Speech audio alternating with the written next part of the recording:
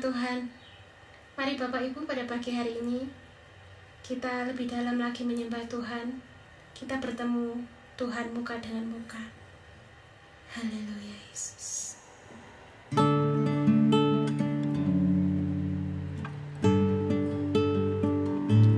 Satu hal yang kami rindukan Tuhan, kami ingin selalu berada di dekat-Mu.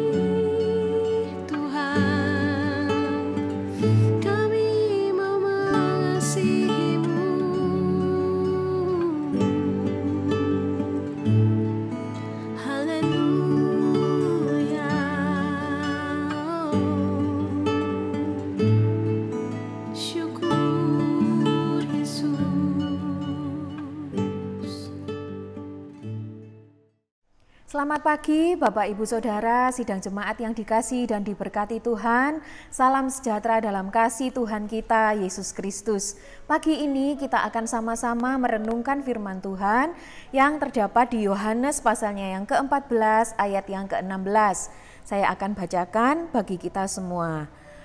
Aku akan minta kepada Bapa dan Ia akan memberikan kepadamu seorang penolong yang lain, supaya Ia menyertai kamu selama-lamanya. Bapak, Ibu, Saudara, ayat ini sungguh menghibur dan menguatkan hati kita.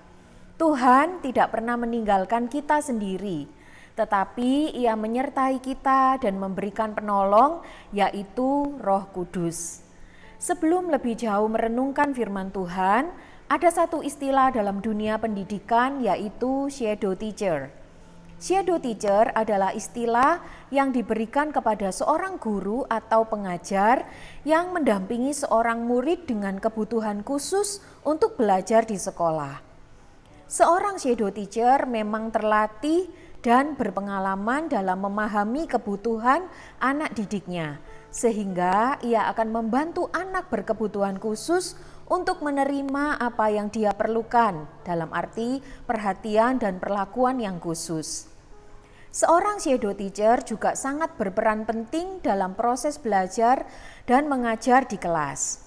Shadow teacher akan membantu komunikasi antara guru kelas dengan anak berkebutuhan khusus, sehingga guru kelas bisa menyampaikan poin pelajaran dan anak berkebutuhan khusus dapat menerima pelajaran yang disampaikan dengan baik, tentunya sesuai dengan kemampuan dan pertolongan dari shadow teacher-nya.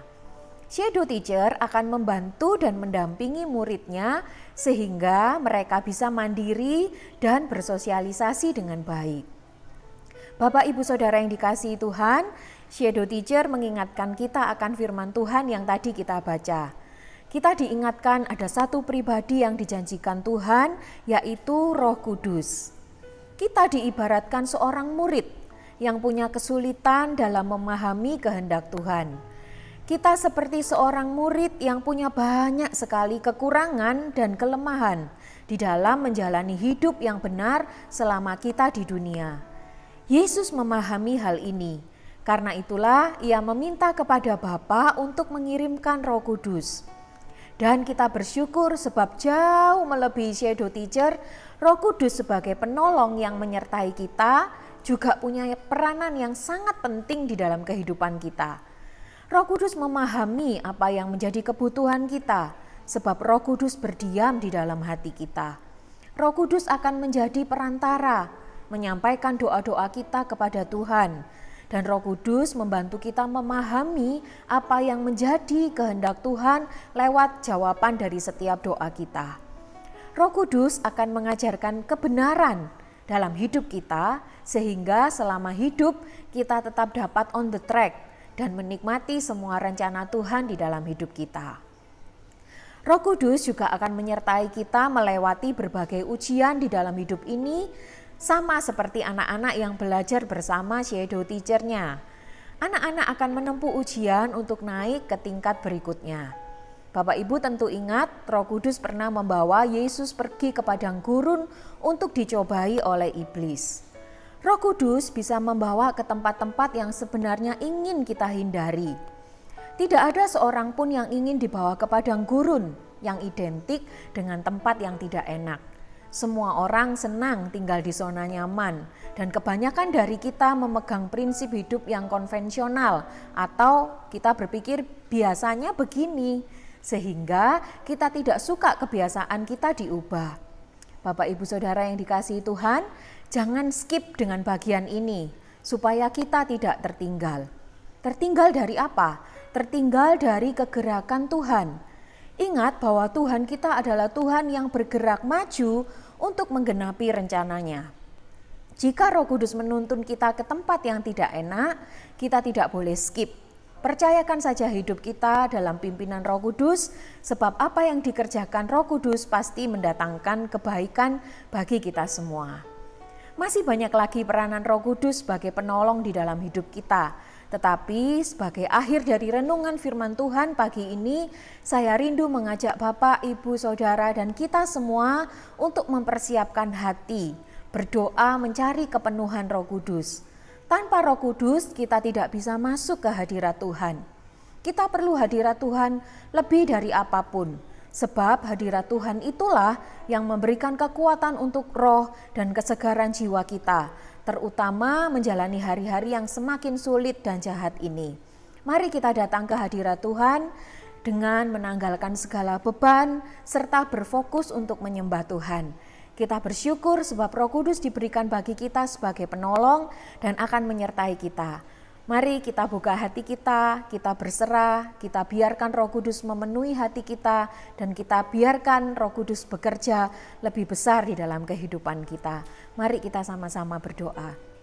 Tuhan, kami mengucap syukur, terima kasih buat berkat firman Tuhan pagi hari ini. Terima kasih buat Roh Kudus yang Tuhan berikan sebagai penolong di dalam kehidupan kami, yang akan menolong kami supaya kami dapat memuliakan Tuhan lewat kehidupan kami. Terima kasih buat Roh Kudus yang akan menyertai kami selama-lamanya. Terima kasih Tuhan, berkati seluruh sidang jemaat-Mu sepanjang hari ini. Pimpin kami semua sepanjang hari ini berjalan bersama Tuhan. Terima kasih Tuhan, kami mengucap syukur dan sudah berdoa di dalam nama Tuhan Yesus Kristus. Haleluya, amin. Lebih dalam